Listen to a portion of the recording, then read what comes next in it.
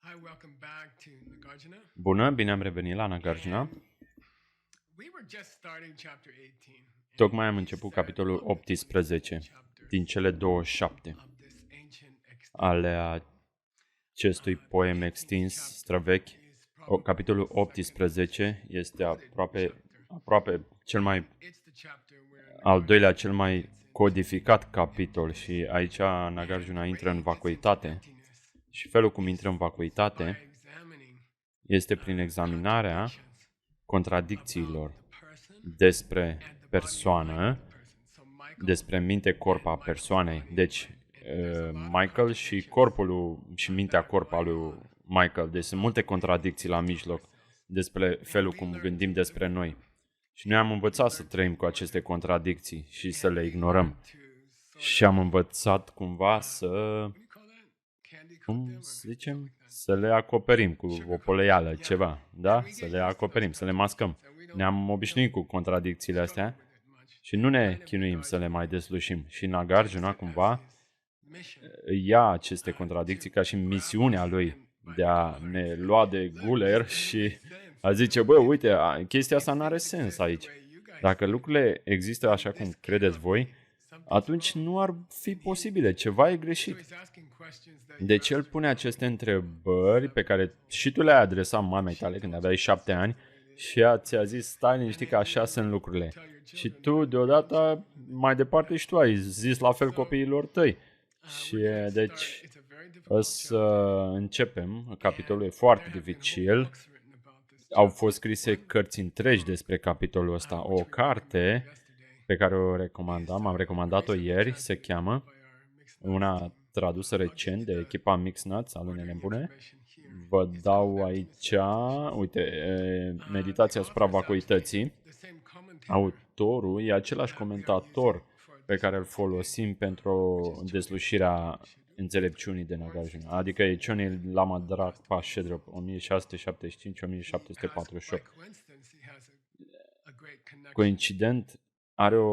Prin coincidență are o conexiune foarte mare cu mănăstirea noastră, care era una din cele 3 mănăstiri mari din Tibet, care aveau 1500 de călugări, iar acum are 3000 de călugări. După ce a fost distrusă, s-a reconstruit. 90% din călugări au fost împrăștiați, omorâți. Deci, avem această carte, Meditația asupra vacuității, a fost tradusă de echipa în Alunelor Nebune și această carte a fost tradusă de Venerabila Utpala. Cum am zis și în ultimele lecții, căutăm comentarii, explicații moderne a acestei cărți, care e foarte dificilă. În ea sunt cuprinse 38 de dovezi ale vacuității și are câteva sute de pagini despre meditații, cum să meditezi asupra vacuității. Deci textul original e cam de acum 1300 de ani, despre cum să-ți... Și apoi cum să-ți faci practica zilnică, mâncare, cum să meditezi, locul, cum să începi să te focusezi, cele 9 niveluri ale focusului mental. Toate instrucțiunile sunt în cartea asta. Am menționat că John și Connie O'Brien să comenteze pe părțile despre cum să meditezi, pentru că amândoi au făcut retreat-uri foarte puternice de 3 ani de zile. Și Venerabila Utpala, care a fost traducătoarea cărții, și ea de asemenea a fost de acord să comenteze asupra lor. Deci să mai dureze să mai cuprindă 4-5 cărți de explicații. Deci vă încurajez să luați cartea asta, e în format e-book. Vecinii mei mereu mă întreabă, tu cu ce te ocupi? Și e greu să le explic și când a venit acest e-book, am cumpărat câteva exemplare și le-am trimis la vecini. E mai ușor să le dai în 30 de secunde QR codul și este extrem de valoros. Vă încurajez să vă achiziționați. E de același autor de care studiem noi acum, deci Choni Lama, și o să te ajute să înveți mai bine despre vacuitate. Ok, începem cu capitolul 18. Am discutat despre primul verset. În sanscrit, versetele se cheamă shloka. De obicei au 2 rânduri, iar în tibetană se traduc 4 rânduri. Primul verset e împărțit în 2. Prima parte zice așa: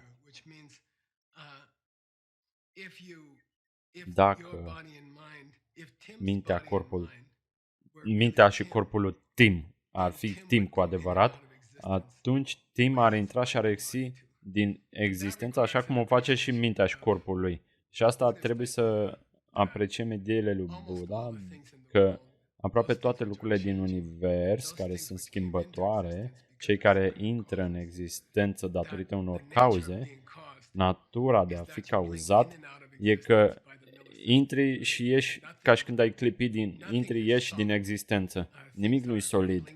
Lucrurile clipesc, intră și ies din existență, din momentul când pornesc până când se termină. Deci, corpul e unul din aceste lucruri. Materie fizică, natura materiei fizică e că clipește, intră și iese din existență cu fiecare milisecunde. Natura minții, de asemenea, intră și iese din existență de la un moment la altul. E un flux, dar fluxul e compus din momente de conștiință de milisecunde, care intră, iese din existență. Și argumentul lui Nagarjuna aici întreabă așa: care e relația ta cu mintea, corpul tău? Ai observat că există niște discrepanțe și el iubește aceste discrepanțe și zice: uite, e o discrepanță aici. Care? Ce discrepanță? Eu sunt ok cu mintea, corpul meu. Nu e ok. Dacă ești tu mintea, corpul tău, sau tu ai o existență independentă de mintea, corpul tău. De exemplu, dacă mintea, corpul tău dispar, tu ai fi încă aici. Deci care e relația dintre tine și mintea, corpul tău? Și apoi, felul lui Nagarjuna de a rezolva o discrepanță e să se uite la toate opțiunile. Întregul capitol e o listă de opțiuni. Și el nu comentează asupra opțiunilor. El pur și simplu zice, îți dă o opțiune și te lasă să-ți dai seama că e ridicolă. Și el zice, nu aia, nu, trebuie să fie următoarea. Și ți-o dă și pe următoarea. Și nici asta nu prea e. Și el zice, îți mai dă câteva. Deci, uite, nu e ceea ce credeai la finalul capitolului, pentru că ți-ai epuizat toate opțiunile. Deci, începem cu opțiunile. Vedem aici o poză. E doar un cronometru care semnifică că dacă ești mintea, corpul tău, dacă a fi Tim înseamnă a fi echivalent cu minte, corpul lui Tim, înseamnă că timp trebuie să fie schimbător de la milisecundă la alta. Tu poți să schimbi ideile, poți să schimbi părerile, sentimentele ți se schimbă constant în timpul zilei, corpul tău ți se schimbă. Dacă ești de vârsta mea, vei înțelege că începe să se destrame de la secundă la alta. Deci se pricăjește pe măsură ce avansezi în vârstă. Dar noi nu am zice că și ideea de timp, această idee se îmbătrânește. Noi nu spunem de asta, că ideea de timp oscilează de la un moment la altul. Noi nu am zice așa. Și zicem că mintea ta e fluctuantă, ești într-o dispoziție bună, apoi cineva zice ceva și te pune într-o dispoziție proastă, deci mintea e și ea fluctuantă și corpul. Dar timp nu este fluctuant. Timp este toată viața lui constant. Deci eu nu cred că timp ar putea... Mie nu mi se pare. Eu nu vă zic ce să gândiți, dar cam așa zice Nagarjuna. Dar dacă timp ar fi fost mintea, corp ale lui, nu cred că ar fi posibil, pentru că mintea și corpul sunt schimbătoare de la o instanță la alta, iar timp e pur și simplu timp, nu-l pronunți diferit de la un moment la altul. Timp e timp. Își ia numele când e copil mic, îl ține toată viața până la moarte și după. Pur și simplu e timp, nu se schimbă. Timp e timp. Nu devine Timar, Tibur, e Tim. Deci Nagarjuna zice, nu-mi place prima opțiune și nu cred că și cred că și tu vei fi de acord cu mine.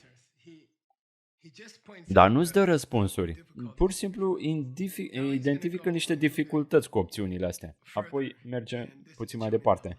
Și ăsta e Chune Lama. O să vă citesc în tibetană și apoi vă explic.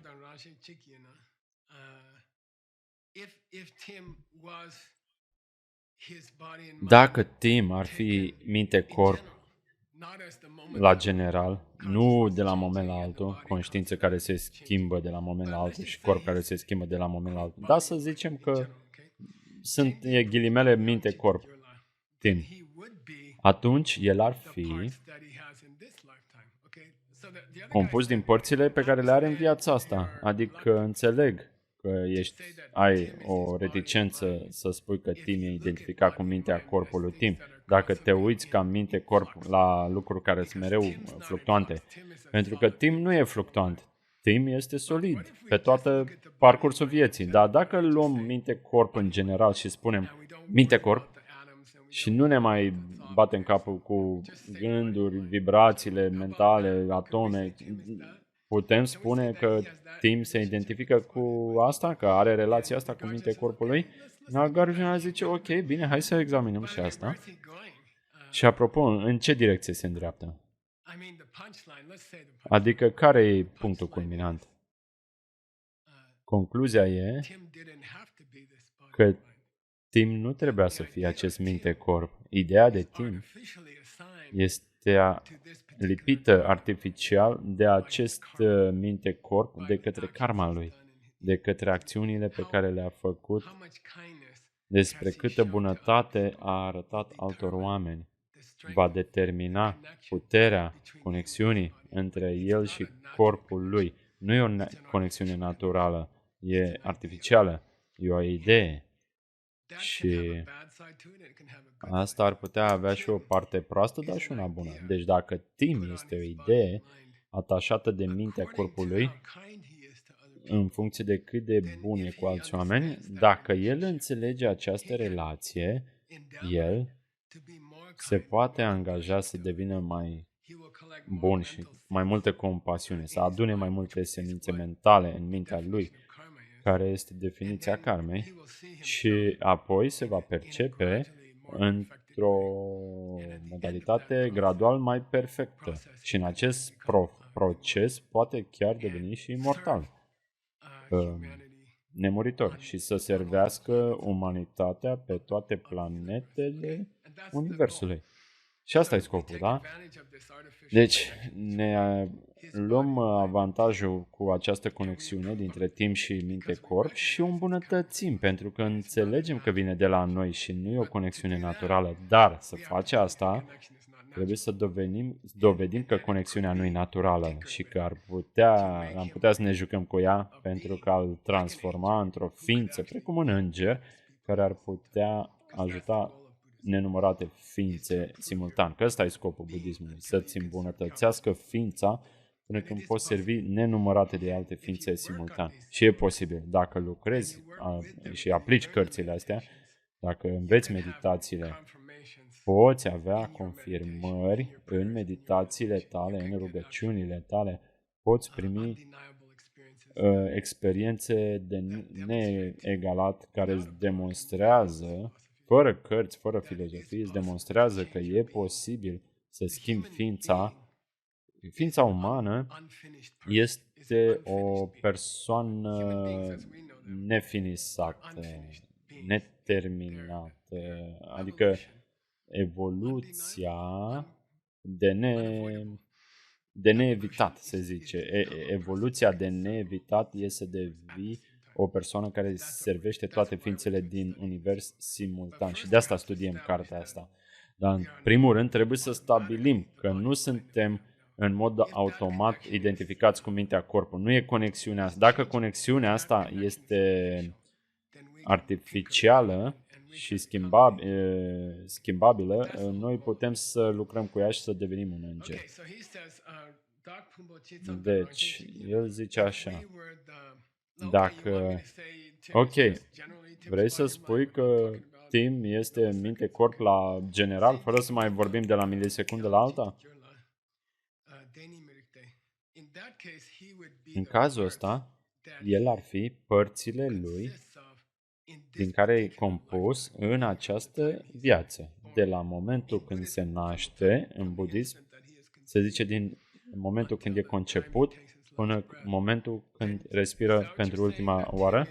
Vrei să spui că Tim, fără să te uiți la întrebările de la secundă la alta, Tim este minte-corp la modul general, de la naștere la moarte? Putem afirma asta? Există contradicții la afirmația asta? Da, există și aici o contradicție. Care?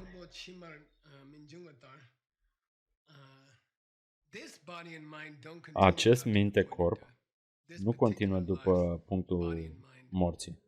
Acest minte-corp, acest ansamblu, nu continuă și după punctul morții. Punctul morții e o tranziție majoră în compoziția mintei și corpul tău. Este ilogic să crezi că doar pentru că corpul se oprește, mintea se oprește și ea. Eu aș vrea să zic că dacă vezi o mașină oprită pe marginea drumului și tu vii pe autostradă, dacă mașina e stricată, în mod evident, nu-i dovadă că șoferul e mort, ci doar un vehiculul e oprit. Deci asta nu dovedește nimic despre șoferul mașinii. Să vezi un corp care moare la finalul acestei vieți și apoi să presupui că mintea a murit și ea, e ilogic. Pentru că mintea nu poate comunica cu tine, pentru că a murit gura. Și gura nu mai merge, dinții nu mai merg, nu mai poți pronunța nimic. E ca și cum șoferul, mașina stricată, bate în geam, dar nu poate comunica. Și dacă ai făcut o meditație și ai văzut sau ai comunicat cu o persoană care a murit, cam așa se simte. Sunt foarte frustrați pentru că nu pot comunica și bat în geamuri. Deși, n-au murit. Deci nu e motiv logic să presupui că mintea se oprește când corpul se oprește. Noi presupunem, dar dacă te gândești la lucrul ăsta, e ca și când mobilul unei persoane nu mai are baterie. Asta înseamnă că e mort? Că n-am auzit de timp de azi, că înseamnă că e mort? Nu, poate că nu mai are baterie la telefon. Da, are sens. Deci cam asta zice el aici. E adevărat că corpul din viața asta nu continuă, dar poți spune că asta dovedește că timp nu continuă?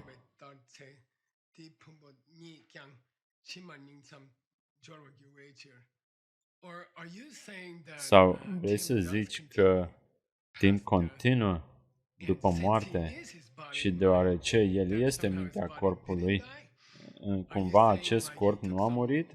Adică a luat o versiune a corpului lui către viața viitoare și a lăsat versiunea asta aici? Asta zici? Și pur și simplu iar indică o contradicție, în sensul că el nu poate fi mintea corpului pentru că ar trebui să le ia cu el. E simplu. Ok, dacă Tim este doar minte-corp și mintea continuă, înseamnă că și corpul ar trebui să continue, dar de obicei corpul rămâne nemișcat în pat, îl îngrop sau îl arzi. Avem o poză aici. Da.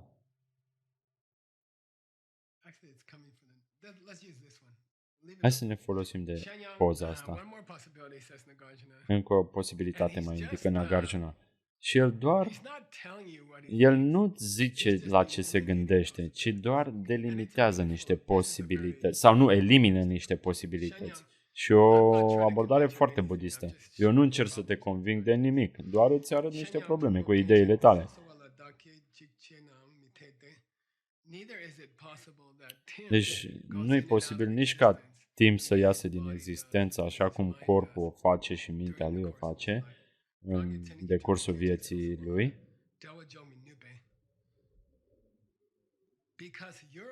Pentru că ideea ta de instanță e ceva discret. O instanță are un început și un final.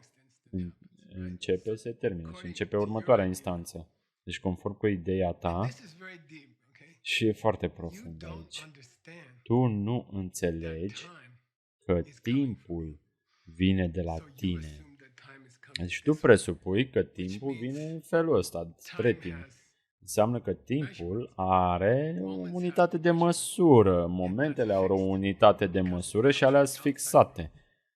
Pentru că vin din exterior, lumea exterioară și că nu este o construcție a minții tale. Timpul are un fel de existență exterioară, deci o milisecundă a lui timp începe și se oprește. Are un început și un final.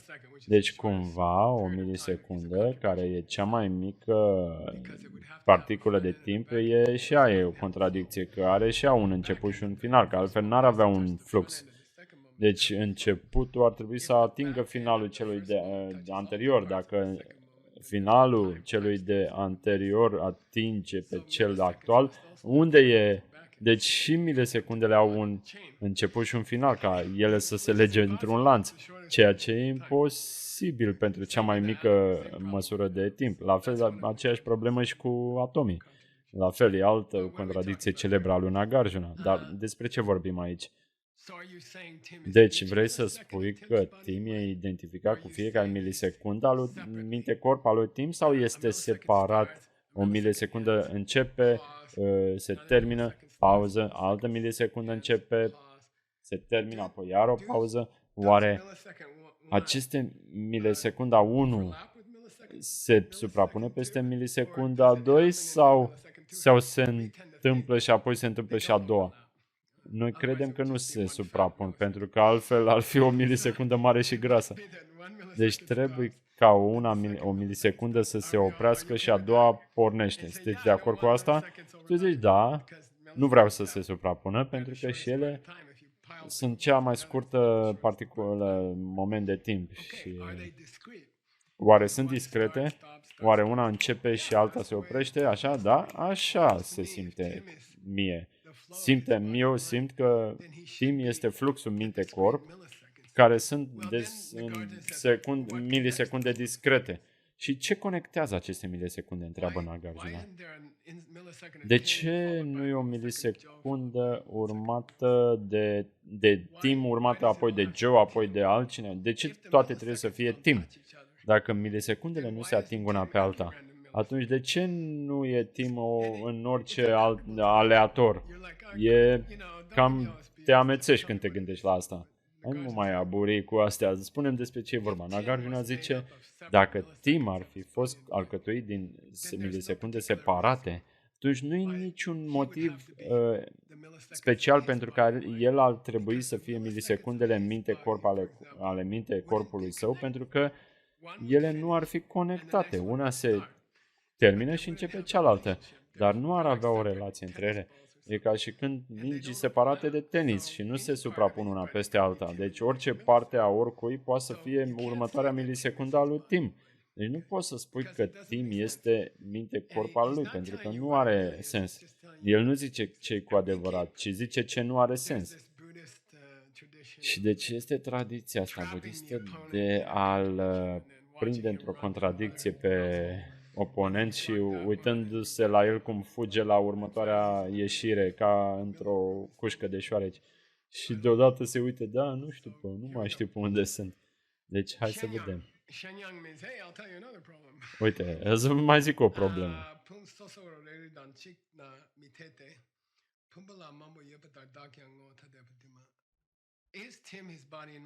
Este timp mintea corpului, da sau nu?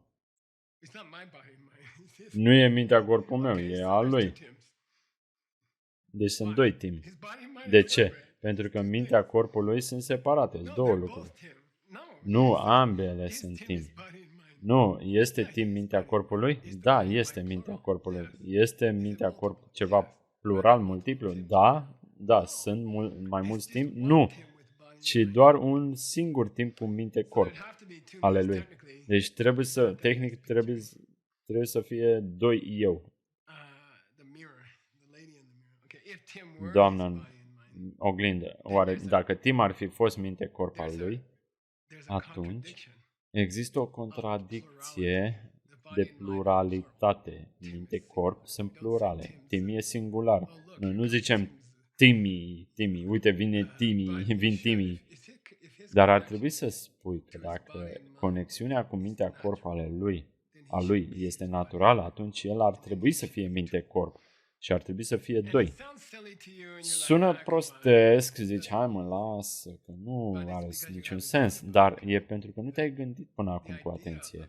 Ideea de Tim a fi identificat cu minte corp nu are sens dacă tu ești cu adevărat onest. Nu are sens. Ar trebui să fie la plural. Următorul verset. Timi, dă-ne următorul verset. Dacă Tim nu e conectat inerent cu minte corp ale lui datorită tuturor acestor probleme, atunci, ok, Tim este distinct de mintea corpului. Hai să o luăm pe calea asta. Nagarjuna, hai să o luăm pe altă găurică de șoareci.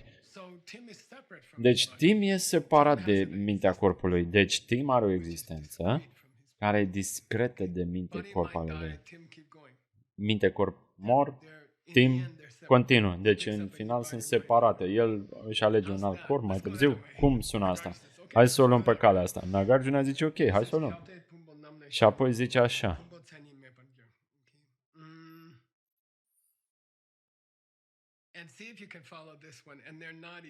Și vezi dacă poți să urmezi acest sens. Nu e ușor.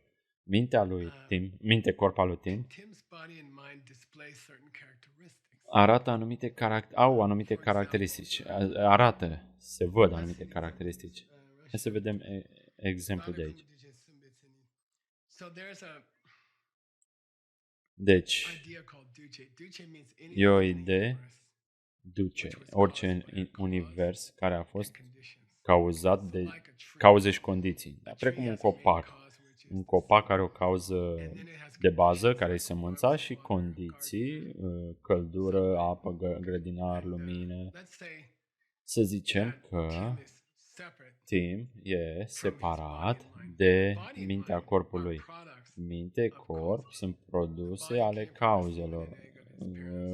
Corpul a venit din sperma și ouul mamei și mintea depinde de, nu știu, credințele sau conștiința s-a trezit când au fost multe chimicale în creier, de exemplu. Deci toate au cauze.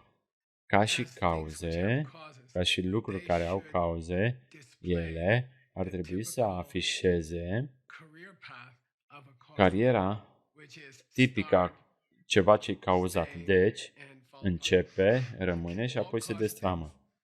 Toate lucrurile cauzate din univers, când condițiile și cauzele vin la un loc, ele apar în existență, dăinuiesc o perioadă și apoi se destramă. Și noi trebuie să spunem că mintea și corpul lui Tim arată aceste trei caracteristici. Au început la un moment, au dăinuit o perioadă și apoi inevitabil s-au destrămat. Și în cazul ăsta, ce calități are Tim dacă el e separat de mintea corpului? Oare el începe, oare continuă, oare se oprește undeva, oare se destramă? Pentru că dacă nu are o relație cu mintea corpului, unde el este minte-corp și e separat de minte-corp, atunci el pierde dreptul de a intra în lume, de a continua o vreme și apoi de a părăsi lumea, pentru că nu are această relație cu mintea, corpul, care au aceste cauze. El are o relație separată, există independent de minte corpului. În cazul ăsta, Tim ar trebui să dăinuiască pentru totdeauna, nu? Pentru că nu are relația asta cu relația cu minte-corp ca și când este una cu ele, ci e separat. Deci oricum o iei, Tim e parte din minte-corp, are probleme când e parte și când nu e parte, la fel sunt probleme. Pentru că minte-corp îl marchează pe timp care un lucru care începe, continuă și se destramă. Pentru că singura modalitate de a spune că va începe, va continua și se va destrăma e din indicatorii de minte-corp ale lui. Adică nu Tim e cel care se destramă. Tim, pur și simplu numele, nu s-a născut acum 23 sau de ani, cât n-a dăinuit o perioadă și nu s-a destrămat. Dacă Tim e separat de mintea corpului, atunci Tim ar fi etern. Pentru că ceea ce îl definește ca fiind, marchează ca fiind impermanent, e comportamentul minte-corp al lui. Dacă tu nu ești minte-corp și ești cumva separat de minte-corpul tău și tu ești regele, ei sunt servitorii tăi, atunci tu nu ai această relație.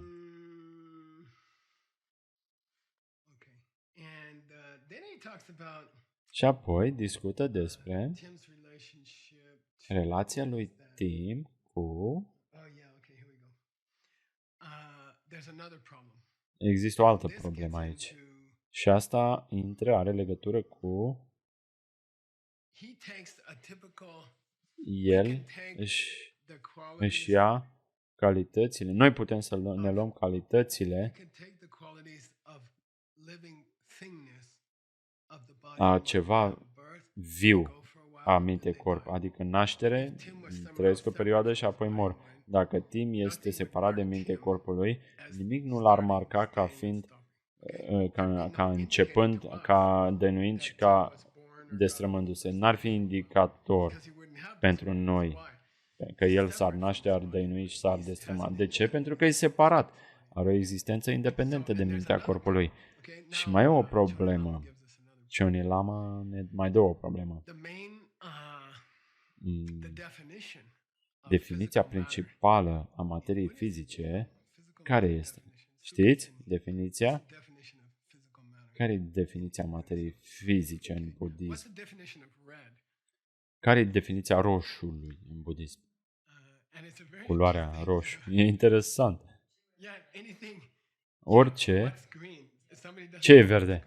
Dacă cineva nu știe ce e verde, uite, asta e verde. Ăsta e verde. Nu e altă modalitate de a arăta care e verde decât să indici.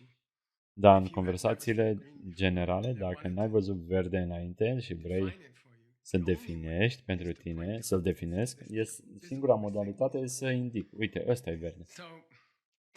Deci, corpul lui Tim e ceva către care putem arăta ca fiind ceva fizic. Asta e caracteristica principală. Care e mintea? Caracteristica principală a minții sunt senzațiile. Calitatea principală a minții lui Tim e că simte lucruri.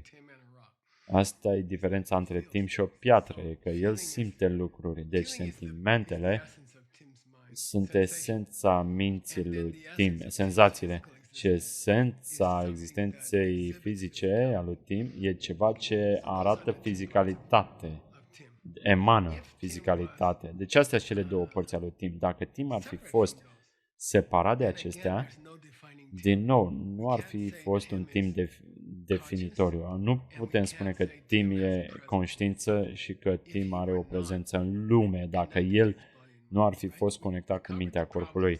Am acoperit problemele cu acel Tim care era conectat cu mintea corpului, de acele secunde separate, milisecunde, dar acum discutăm problemele a lui Tim care e deconectat de minte-corp al lui. Cumva are o existență independentă de mintea corpului.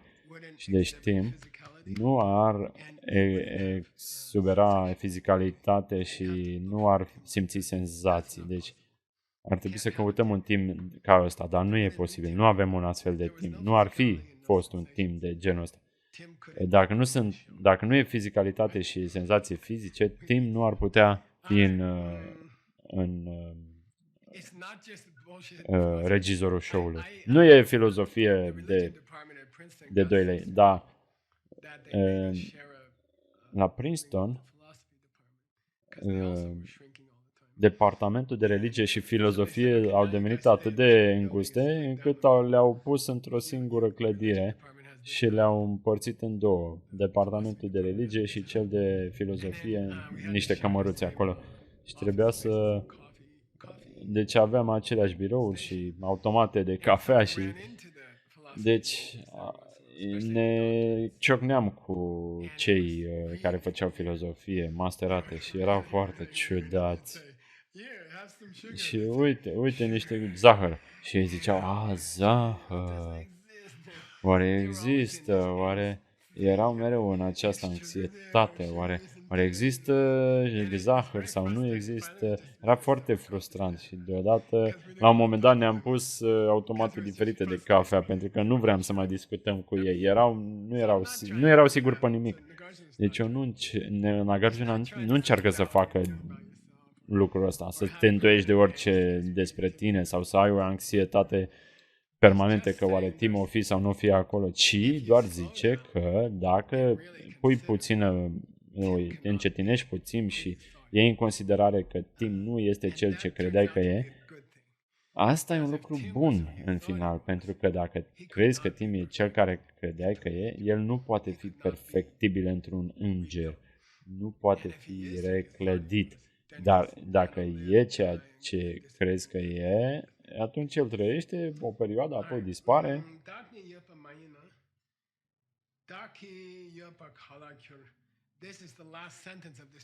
Ultima propoziție din capitol, tocmai am trecut rapid prin el. Sunt bine sau ne-am pierdut? N-avem poză. Și Nagarjuna aruncă o bombă și o lasă în bucătărie. Și zice, apropo, dacă nu există un Tim, nu există și nici Tim ca și plural. Nu există nimic ca ce e al lui. Și pleacă din scenă. Deci dacă nu e un Tim, nu există și nici ceva al lui Tim. Și în budism, asta e o întrebare incredibilă, majoră. Adică, care e relația dintre mine și al meu? Și neînțelegerea a ce sunt eu, combinată cu neînțelegerea a ce este al meu și ce e definit ca fiind al meu, eu și al meu. De întrebarea de eu și al meu e rădăcina întregii suferințe, conform budismului. Neînțelegerea de eu combinată cu al meu e rădăcina tuturor durerilor și necazurilor din lume. Vine din asta. Și Nagarjuna zice că dacă sunt probleme cu Tim, sunt probleme și cu ale lui Tim. Adică Tim, lucrurile lui Tim. Deci și punct. Hai la următorul capitol. Și cum am zis și ieri, nu există un flux evident între capitole. Eu discutam cu Veronica dimineața asta și el zice, uite, am o teorie. Eu toată săptămâna am bătut-o la cap și ea zice, uite, am și o teorie. Care? El a dat mai multe conferințe în mai multe locuri, timp de 5 ani, oamenii le-au scris în diferite localități și apoi le-au lipit una de alta. Și eu sunt, e posibil, dar nu e felul cum trebuie să se fi întâmplat. Deci, presupunem că există conexiuni foarte profunde de la un capitol și dacă înțelegi tranziția dintre capitole, devii un înger. Dar dacă nu le înțelegi, trebuie să lucrezi mai din greu.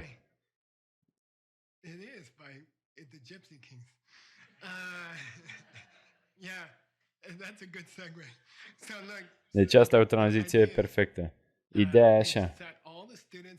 Am pus toți studenții într-o clasă, iar lecția ta e să-ți dai seama care sunt tranzițiile, legăturile. Eu nu am găsit pe nimeni să le facă. Probabil există, dar eu să salvez pe final. Deci să punem stop la lecția asta, apoi trecem la capitolul 19, dar te provoc, ca și student, ca și ascultător, te provoc să explici tranziția dintre 18 și 19. Apropo, 19 este despre... Scuze, nu e o tranziție. După asta mai continuă cu ceva. Încă nu facem tranziția către altceva. Deci următoarea lecție. terminăm capitolul și atunci trecem la 19.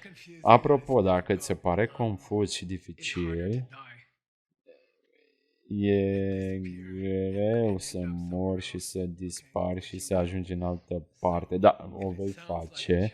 Deci dacă pare că e o provocare să treci prin materialele astea, eu argumentez că e o provocare mai mare să mori și să ieși, să ajungi într-un neant și apoi să ieși din nou. Adică dacă ceva se întâmplă odată, se întâmplă și a doua oară. Dacă tu ai venit aici odată fără nicio explicație, nu e niciun motiv logic să nu se întâmple din nou. Dacă crezi în vieți viitoare, nu-mi pasă. N-ar fi mișto să ne dăm seama, să deslușim, să ajungem la o stare, un fel de iluminare sau înțelegere că poți să fii acolo mereu, să rămâi și nu să va fi nevoie să ai apariții în diferite vieți și să ai violență și să le chei și să te naști. Deci nu e doar filozofie, deci un scop foarte măreț al acestor. Mai devreme sau mai târziu trebuie să te confrunți cu întrebările astea, la un moment în viața ta. Ok, Tim, continuăm.